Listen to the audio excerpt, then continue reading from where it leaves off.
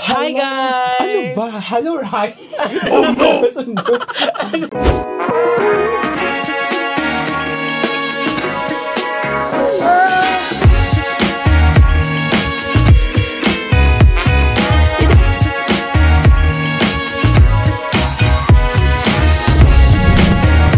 Hallo Leute! And Willkommen zurück. So, hi guys, we are back with our podcast. So, gagawa kami ngayon ng podcast. Our pilot episode for Nog Nog Diaries together with Rams. And we do have another special person today na magiging our guest for tonight. So, guys, mag-uusap-usap lang talaga kami about life, about everything. Hindi, walang work. Walang work. Bawal pag-usapan ng work, of course.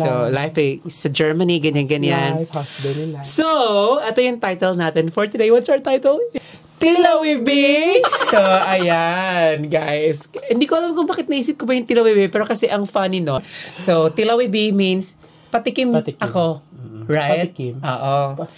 So, may titikman tayong guest. Titikman! Charot lang! Ayan, so ito na nga, napakilala namin yung guest for tonight. Isa siya sa pinakamaganda, pinaka-sexy. Yes. Lahat ng mga pina nandun. Oo, so charot. Pinaka-toot. Oo, ganon. So, isa siya sa pinakamakapangyarihang nilalang dito sa Orlando. Ayan. Isa siya sa pumapatay ng mga entity dito. Yeah.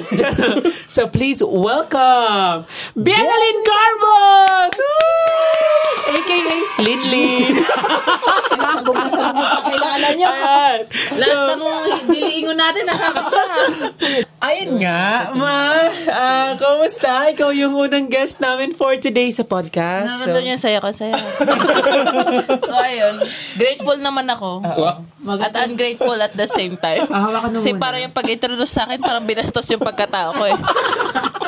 Parang kulang na sabihin, pisting yawa eh. So, ano yung mga tanong nyo?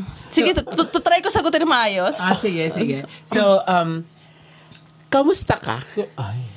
As of the moment, wala akong pera. Kasi joke lang. As of now, ang dami kong natutunan. This 2025, kahit nagsisimula pa lang siya, parang patapos na. Parang gusto ko na mag-December ulit.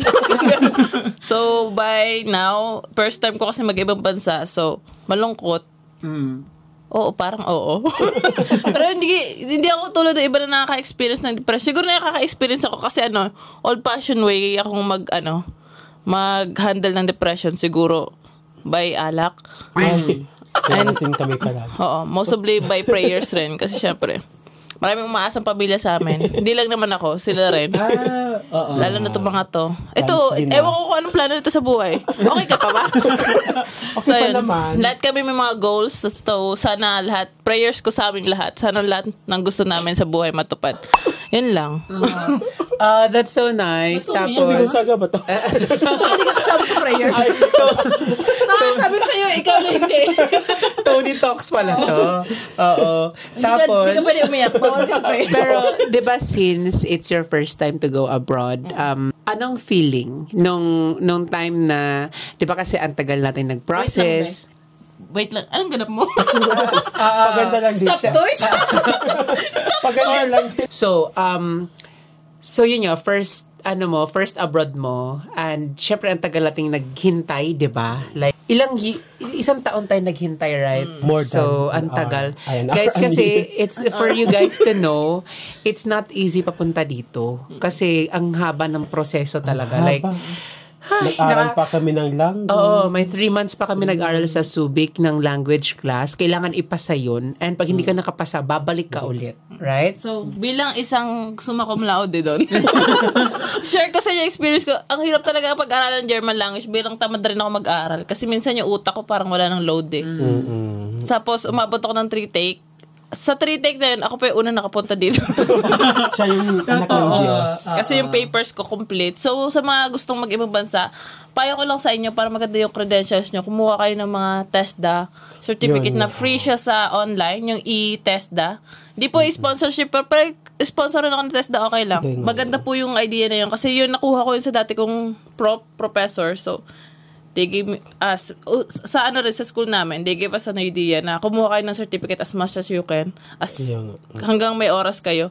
Especially pero nangolekta ako ng mga certificate. As of now, ang dami ko ng certificate, dadagdag nyo pa yung mga tech, IT skills. I-enhance nyo siya. Sobrang ganda niya sa credentials. Bilang, kung gusto nyo pumunta ng Germany, kung gusto nyo, So, anong feeling mo? Kasi diba since ikaw yung first time na napunta dito, pagdating mo dito, syempre isa yun sa mga achievements mo na like finally I was able to make it paglabas ng anong say mo? So, yun na nga. Ito yung interview natin. So, baliktad. diba? So, ano yung pakiramdam mo na finally you're already here? Malungkot, Charis. Actually, nung una kong dating dito, syempre parang hayahay na. Actually, nung una kong dating, sobrang, parang lahat kami nabuhayan kasi may isa na nakapunta dito. Hindi lang naman para sa akin yung pagpunta ko dito. Syempre, pag may una nang na-try na makapunta dito, sunod-sunod na kami. So, maganda na yung flow. Ginawa ko lahat ng effort. So, lahat na nung nangyari na yun, lahat ng paghihirap na nandito na ako. Success. Sabi ko naman sa lahat na kaya namin. Nung papunta mo dito, Bien, ano yung biggest adjustment mo? Ang talino? Shit, be! Kaya ka pala tahimik, nag-iisip ka. So, loading yun. So, pinakang, ano tawag mo? Biggest adjustment mo dito? Biggest adjustment ko, lahat. Language, lahat. No? Kasi ako, English speaker ako. Hindi naman ako ganun kagaling mag-English, pero as of the moment, I mean, hindi naman ganun ka-fluent sa English, pero mas commonly, mas English yung approach ko talaga sa lahat. Kasi nga, sa Pilipinas, lahat tayo nag-English kasi lahat ng guest natin is, tsaka second language natin English. Sobrang adjust. Yung unang dating ko dito, sobrang unang naghatid sa akin is yung sa agency. Sinundo niya ako sa airport. Tapos ang pinaka-epic doon, di ko alam na yung mga sasakyan pala dito, willing lumipad. parang pwede pala siyang maging Lalo na pag nasa autobahn. Yun yung pinaka-una kong culture shock. Kasi sabi ko, ba't parang umabot ng 120 o 150 yung sasakyan? Kasi nagulat siya sa akin kasi ang higpit ng hawak ko di ko na i-mention yung name ng driver. Sobrang, Vin Diesel, ang galing mo. Kung sino ka man, Vin Diesel, ang galing mo. Naghatid sa akin dito. Shoutout sa'yo. Shoutout sa'yo, te. Paano yung kaluluwa na US Airport? Ayun, unti-unti nag-a-adjust ako. Sa pag-unti-unti na yun, saya. Ngayon, nakaabot na siya ng magto 2 years na. Magto 2 years. 2 years na kami dito. Pero masaya naman, di ba? Sobrang, actually, masaya kasi ito mga kasama ko. Ito may sakit sa utak. Ito, kulang-kulang. Lahat kami may balance. Kung kunyari stress yung isa, kami hindi. Gumagawa kami ng paraan. Sinasaksak namin siya. Tapos, stress ka pala. Ayan, so, since nag-start ka na ng bago mong buhay dito, di ba? How's life in Germany for you? Like, is it a challenge ba to go, like, for example, in grocery or hindi naman? Di ba, so far okay naman? Actually po yung first experience ko din sa grocery, kasi, hindi pala first experience ko. One time, kasama ko si Aristel, nagpunta kami sa Aldi. Sa grocery, ito yung pinaka-epic na kwento talaga sa akin. Sa Aldi, may matandang nag-approach sa akin kasi ang tinanong niya sa akin, Thailand. In German language, Thailand. Thailand? Bilang tanga, hindi pa ako gano'ng expert magsalita. Ngayon po kasi nakaka-adjust na ako, marunong na ako, nakakaintindi na ako ng German, pero hindi ako nakakasagot, naiintindihan ko lang. Niya, Thailand? Thailand? Sunod niyan tinanong ladyboy, wala na ako. So, akala nila ladyboy ka. Hindi legit yun. Kahit tawag si Aristel, naiyak ako. Kasi sabi ko, sino yung ladyboy? Siya ito dalawa. Sabi na Aristel, ikaw kainausap mo lang ikaw. Advantage and disadvantage mo dito sa Germany. Advantage ko dito, nakakapunta ako sa lahat ng park ng Europe. Kasi sobrang super easy, guys, pag nandito kayo. Tayo ba? Pwede naman tayo mag-explain din kita. Ikaw, Be, try mo rin magsalita. Please, Be, kami to, Be!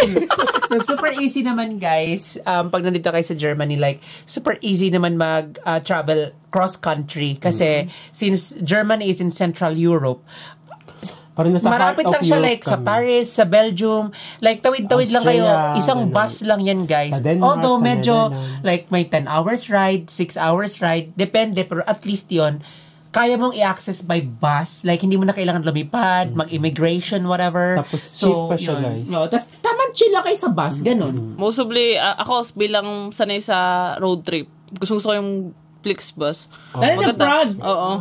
Ang ganda ng view sa lahat ng... Sana naman Flixbus, no? Sana Flixbus, Flixbus, pinlex ka namin. Pinlex ka namin, oy. Bien, Ram, and Erwin, ticket. Poland, like Slovenia. So, lahat ng trip namin, bad trip. Hindi. Unang trip ko sa Switzerland, siguro Sirap na alala ko kasi dapat hindi namin siya katabi. Parang ang nangyari, hindi na nasunod yung seating arrangement kasi may isa kaming, hindi naman sa pag-ano, may isang parang sinolo niya na yung buong upuan, which is dapat katabi si Ram.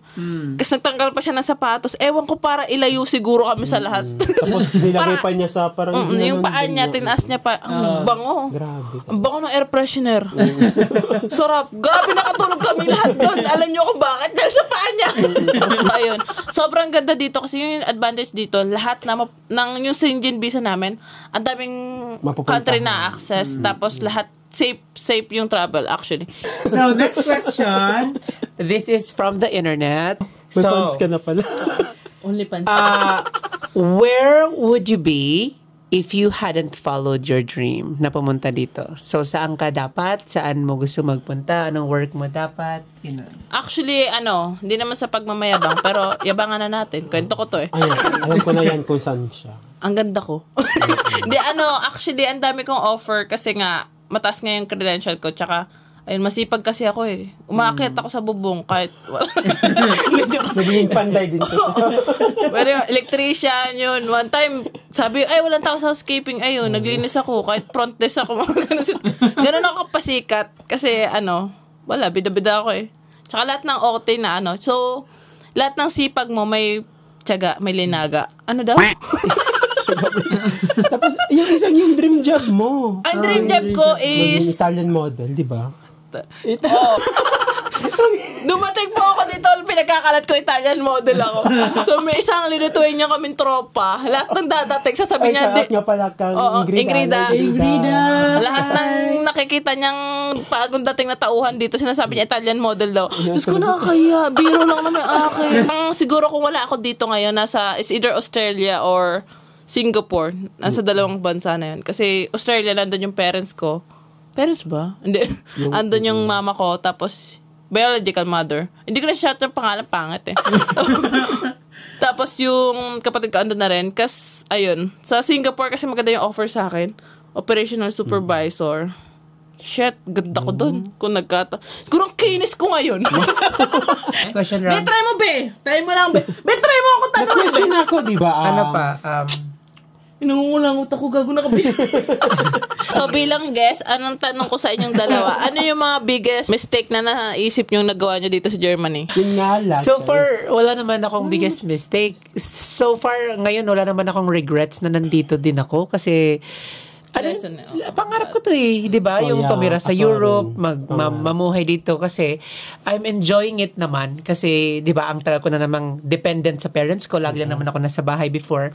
And now, it's, finally, I'm on my own.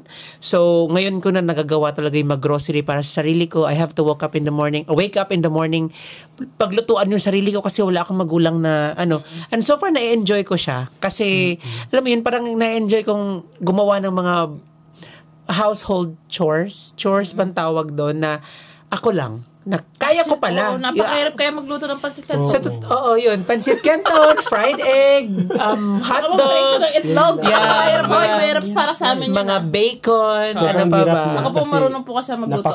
Pero guys, si Bian naman is, pagka may mga pag may kailangan akong kaming tulong about pagluluto, she's always there naman talaga. Like, tinuturuan niya kami magluto ng paksiw, natututo kami about sa mga ganon. Yun lang. And so far, almost 2 years na kami dito. And nakaka-survive naman kami. So, if you guys wanted to come here in Germany, dapat, talaga, pag-focus nyo talaga yung language class nyo. So, pero living here, it's quiet, peaceful. Diba?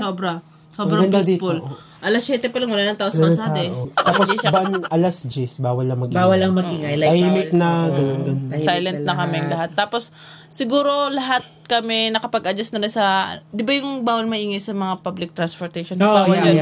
Bawal dito kasi hindi siya katulad sa Pinas. Tapos dito guys, hindi siya every minute, every hour na may bus or may train. Dapat talaga kung ganitong oras, pumunta ka na doon sa Banok o yung train station or yung bus station. Kasi iiwan ka talaga, maghihintay ka na naman ng isang oras. Diba, noon, sa Subic lang tayo naglalakad. Ngayon, dito na tayo sa Germany naglalakad. So, it's really nice talaga. Malamig yung inasahan, guys. Malamig. Saka, yung weather, ang laki na, hindi lang sa oh my God, ako yung interviewer. Yung weather dito, sobrang malamig siya, actually. Hindi, sobrang ba talaga, di ba nagbabagyo na tayo dati? Nagtatravel tayo sa Baguio. Iba pa rin yung lamig kumpara dito. Dito, try mo mag-shirt sa labas. Kung di mo makita si Lord, mamaya. Pero kasi pag summer, mainit din talaga. Mainit na talaga. Malamig din siya. Actually, yung summer dito is malamig siya. Pero yung tumpok sa alas 12, mainit talaga siya. Dito, oo. Hindi, kahit pag maglalakad ka, di ba? Dito na feel kasi mahangin eh. Yun na naman ang pinagkaiba dito, guys. Kasi kahit maglakad ka, hindi ka pagpapawisan. Kasi guys, naasan ako sa island. Island girl to. Pero malamig doon sa Insel Pool. Sa Insel Pool. Doon sa may Bishma. Dumalang Shout ako out doon. sa mga taga Insel Pool. Shout out, guys. Lanancio, Telo. Anong masasabi mo sa ating pilot episode ng Yeah. Tilawi B? Lamig na. Suggest ko po na panoorin nyo at sana may mga matutulungan kayo. Kahit wala namang sa Guys, kwentuhan lang talaga kami dito. Lesson learned na lang. Huwag kayo makinig sa amin. Marami kayo matutunan na hindi nyo matutunan. Ha? Yung mga sisalita kami, hindi liingon na to. Mga diliingon na to, guys. So, ayun nga. Alam mo, guys, ito lang talaga yun. As in, based on our experiences lang. Nakuha ko yun sa Hamburg. Di ba yung sa claw machine? Yeah. So, guys, every episode namin, iba-iba yung guest namin. Yeah.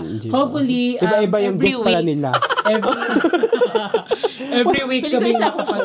Every week kaming mag-interview and hopefully every week din kami makapag-upload pag hindi ako tinamad kasi babalik na ako sa work. Siya yung editor namin. So, editor. Yung editor namin.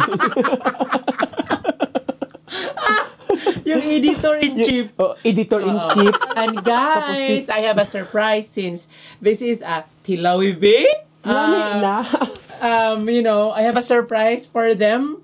So, since this is our pilot episode, guest talaga ako dito, guys. Wala akong meron akong ipapatakim sa kanila. And, hindi natin kung masasarap sila. This is the pilot episode of Tilawi B. Dapat ganon. Every time na before we end our our podcast, is dapat may titikman tayong something, na interesting. So, I went to Knockoff earlier today and I bought some shots for us three to try it. And shots na naman tayo. Jägermeister ba yan? No, it's this shot. Ayan, if you guys can see. Ang ganda na idea mo. Ayan. Ayun. So, Tilawi B this is the ginger shot for you. Thank you. So, titikman natin to. May ginger shot, guys. Ano ka ba? Masasapak na kita, be. Isa na lang, be. So, spicy kick. Oh my God, guys. We don't know kung anong lasa nito, pero this is something healthy naman. Oh my God, sana lang. Yeah. So, Tilawi B. Tingnan kung masarap to. This is from Germany. So, let's try it. So, ginger shot. Yeah, ginger shot siya, you guys. And, shake well before. Hala! Ininom na ni Bien. Wala ba tayong cheers dyan, Bien? Cheers! Bien, ginger. Ba't hindi ginger sa'yo? This is ginger too. Ibang color lang. Masarap. 1, 2, 3. Nauna na ako, guys. Ang init sa tiyan. Pero, masarap siya. Magkano to? Pero masarap siya. Pero healthy to O sa akin na itong lalagyan na. Yeah. It's vitamin shot. Vitamin D shot din pala siya. Gago, ganito yung juice ko ba? Ganito yung lasa. Masarap siya. It's nice pala, guys. So, is it pass or fail for Tilawi B? Pass! For me. Pass. Kasi ganito yung juice ko every morning. Pass pa si B. May ang laki na ang bago sa podcast. Paas pa si B? Sobrang dami. Di kasi para balance ba? May maganda. So, ayun lang. Kwento mo yan eh. So, pass yung tilawin natin. Ang sarap niya. Ang sarap ng ginger shot. So, next week ulit. Ano Yung hindi ko alam basta binayaran ko na lang. Ay, galing. Ang galing niya, guys. Ganon siya grocery now, bayad later. Ganon. Tingin resibo, iyak-iyak. Iyak later. So, kaya, ayun lang. So, until our next podcast. So, ayun lang. Maraming salamat. Don't forget to like and subscribe. Shoutout sa channel ko. Hi, Ara. Hi, Ara. Hello. Tilawi Beef. Bye. Lami. Bye. Thank you, guys. Thank you so much. Ay.